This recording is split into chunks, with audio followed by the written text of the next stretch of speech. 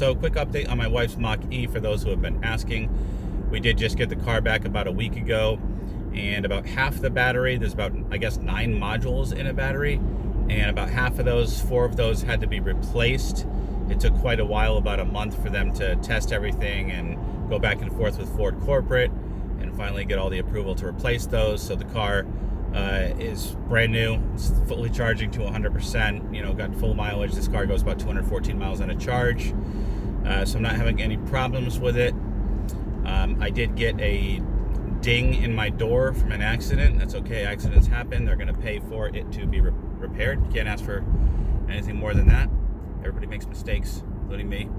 And I can't complain about the car because 40,000 miles before we had this issue. Yeah, we've had some glitches here and there, especially like with the phone as a key, but that's like a minor thing. I've never had any real big problems with this car, and I can't just blame it on EVs and say, you know, hey, it's EVs, they stink. Because look at my brand new 2018 Mustang GT. It died after only about 4,000 miles on it from a faulty high pressure fuel pump. The engine blew. Ford ended up buying that car back, and I put that money towards a 2018 GT 350. And then it had some kind of a defect in the engine block. There was a coolant leak, so they had to replace the whole engine on that.